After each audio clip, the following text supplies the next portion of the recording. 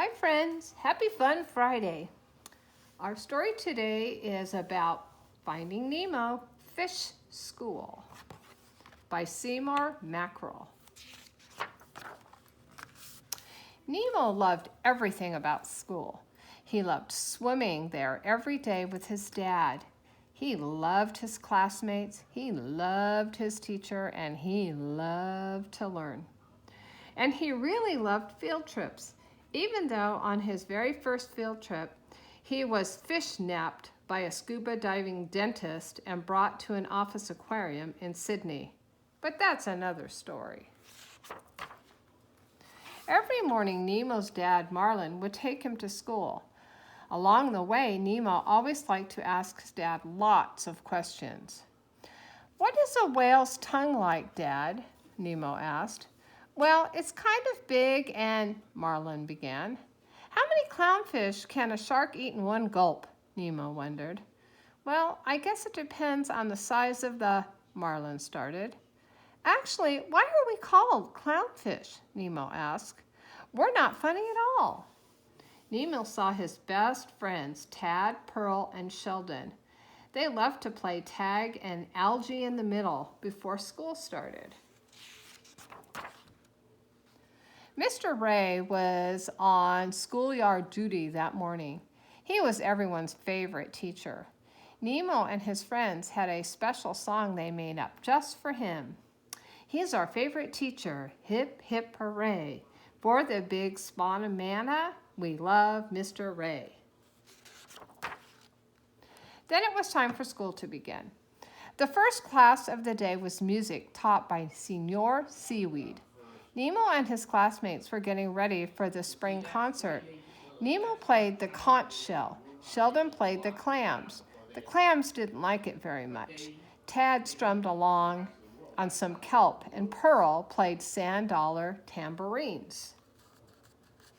Oh, I see some cute little characters. Mr. Ray taught science. Today's lesson was Your Ocean Home. Mr. Ray called on Nemo. "Where do you live?" he asked. "An enemy. Emily. Said Nemo. "Nemo lives in an anemone," said Mr. Ray. "While the rest of us would be hurt by its stings, Nemo brushes himself against the anemone every day so the stings don't bother him." The rest of the class looked at Nemo in awe. "That's right," Nemo said proudly. Then it was lunchtime. There were a lot of lunchroom rules.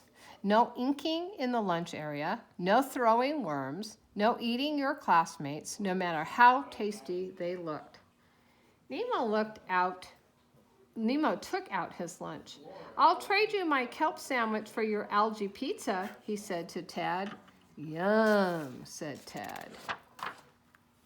After lunch was recess. Yay!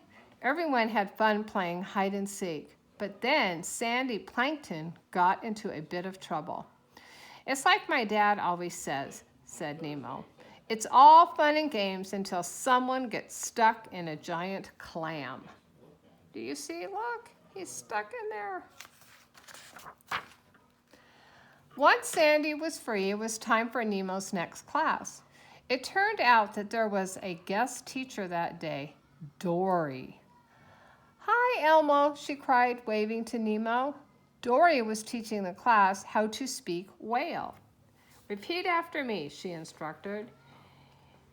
"Eorbal wakava ponk ponk faruma flakabookabu."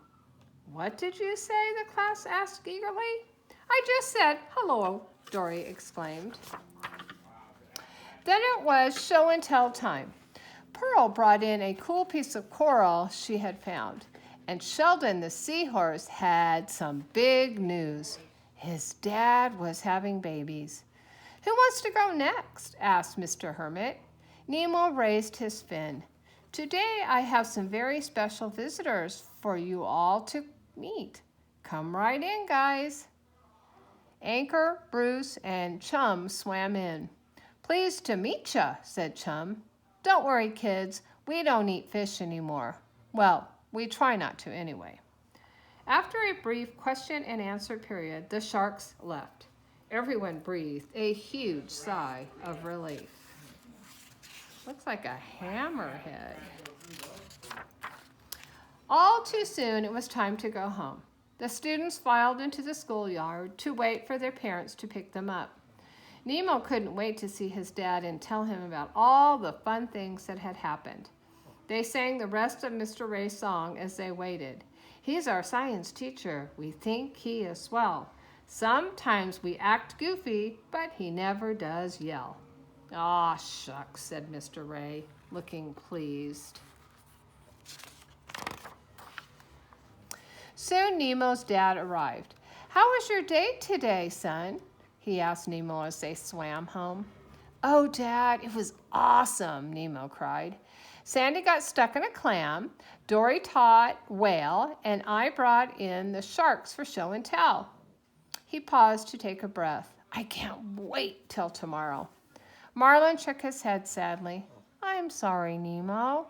I can't let you go to school tomorrow because tomorrow's Saturday. Hope you enjoyed the story, friends.